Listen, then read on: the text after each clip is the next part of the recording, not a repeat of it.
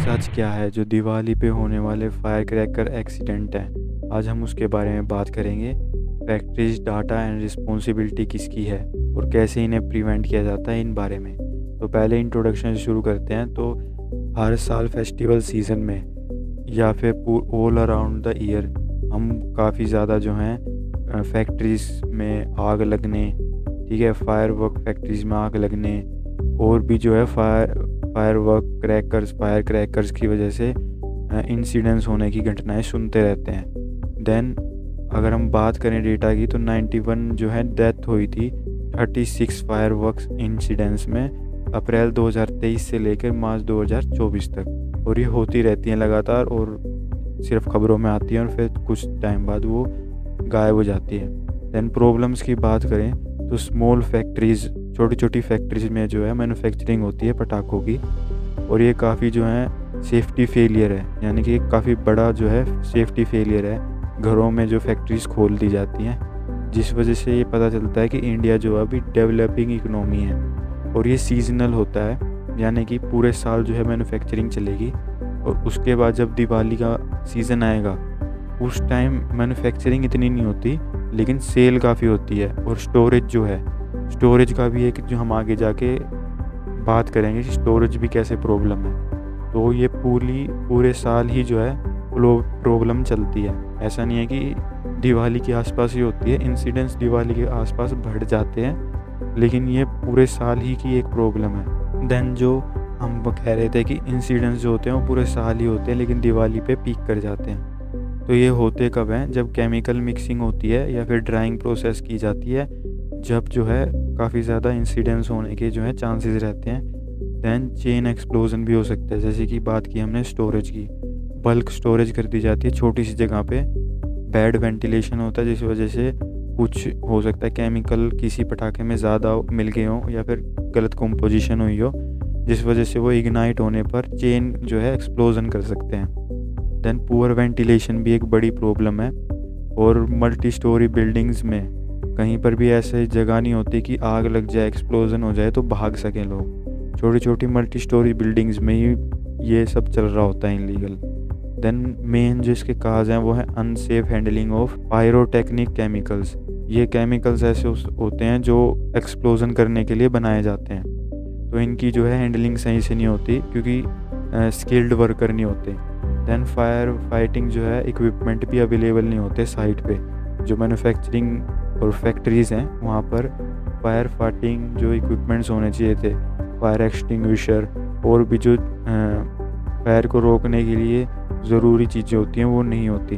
Then ventilation की बात कर चुके हैं कि वेंटिलेशन भी सही से नहीं किया जाता। दैन सब स्टैंडर्ड जो है प्रोसेस को यूज़ किया जाता है, यानी कि अगर हम कोई मैन्युफैक्चरिंग करते हैं तो उसका प्रॉपर एरिया होता है, उसका प्रॉपर जो है प्रोसेस फॉलो किया जाता है। लेकिन जो ऐसी छोटी छोटी जो हैं स्मॉल लोकल जो मैन्युफैक्चरिंग यूनिट्स होते हैं उनमें एक ही कमरे में हो सकता है 2 से 3 प्रोसेस चल रहे हो, तो हो सकता है केमिकल मिक्स हो जाए या फिर अनप्रॉपर जो है जो अनस्किल्ड वर्कर हैं वो कुछ ना कुछ गलती कर दे जिस वजह से इंसिडेंट्स हो सकें। दैन सब स्टैंडर्ड प्रोसेस की बात करें तो ये होते क्या हैं? पहला तो स्मोकिंग, यानी कि कुछ लोग जो हैं मैन्युफैक्चरिंग की जगह पे ही स्मोकिंग कर रहे हैं या फिर मोबाइल फ़ोन यूज़ कर रहे हैं, इनको हम सब स्टैंडर्ड प्रोसेस में कह सकते हैं। देन अनसुपरवाइज ड्राइंग हो रही है, यानी कि अनसुपरवाइज जो है केमिकल्स की ड्राइंग हो रही है और किसी का उस पर ध्यान नहीं है। देन मेजर कारण ये भी है कि कॉन्ट्रैक्टेड बेस जो है और अनस्किल्ड लेबर का यूज़ किया जाता है इन सब प्रोसेस में। क्यों? क्योंकि सस्ता बनाना है, सस्ते में निपटाना है, तो इस वजह से भी जो है अनस्किल्ड लेबर का जो है इस्तेमाल होता है। और प्रॉपर स्किल्ड लेबर वैसे भी अवेलेबल नहीं है क्योंकि स्किल किसके पास है। देन पर्सनल प्रोटेक्टिव इक्विपमेंट जो है वो भी नहीं होते वहाँ पर, यानी कि वो ठीक है आप फैक्ट्री चल जा रही है लेकिन लोगों की तो सेफ्टी होनी चाहिए, तो वो भी इक्विपमेंट अवेलेबल नहीं होते। देन रिस्पॉन्सिबिलिटी किसकी है? देखो सरकार तो लेज़ी है। क्यों? क्योंकि जो लोग हैं वो ही लेज़ी हैं, तो सरकार कोई कुछ क्यों करेगी जब कोई जवाब ही नहीं मांग रहा। तो और लोग इतने लेज़ी क्यों हैं? वो है वाई डू आई केयर, कि मुझे क्या ही फ़र्क पड़ता है ना। कभी आ जाती है न्यूज़ में, हम देख लेते हैं, आगे बढ़ जाते हैं। दैन जो है ये इंसिडेंट्स रिपोर्ट होते हैं ये कैसे होते हैं? पहले तो FIRs के थ्रू इनकी जो है रिकॉर्डिंग की जाती है। जानते हैं हम कि एफआईआर होगी तो पता चल गया भाई हाँ हाँ ये इंसिडेंस हुआ है। देन लोकल फायर जो सर्विसेज हैं उनसे डेटा लिया जाता है। देन पैसो यानी कि PESO जो petroleum and explosive safety organisation है उससे डेटा लिया जाता है। लेकिन उसके बावजूद भी जो काफ़ी ज़्यादा है इंफॉर्मेशन गैप रह जाता है। क्योंकि इलीगल और इनफॉर्मल साइट्स होती हैं, फैक्ट्रीज होती हैं जिनमें ये इंसिडेंट्स जनरली होते हैं। देन ज़ीरो डेटा जो है अवेलेबल है। अगर हम बात करें इंटरनेट पे इतना कुछ खास डेटा अवेलेबल नहीं है, तो हम क्वांटिटेटिव डेटा की बात इतनी डीपली नहीं कर सकते। तो कंक्लूज़न में ये होगा कि होना तो चाहिए था कि कंप्लाई होना चाहिए था explosive rule 2018 and local safety orders का, लेकिन वो होता नहीं है। देन एवरी स्मॉल जो मैन्युफैक्चरिंग यूनिट है वो बैडली वेंटिलेटेड होती है, हवा को रोशनी होती है। छोटे छोटे घरों में, मल्टी स्टोरी घरों में मैन्युफैक्चरिंग होती है। देन ज़ीरो फायर सेफ्टी होती है, यानी कि भागने का कहीं रास्ता नहीं है, ठीक है, कुछ हो गया तो कोई इक्विपमेंट नहीं है, कोई सेफ्टी ट्रेनिंग नहीं है।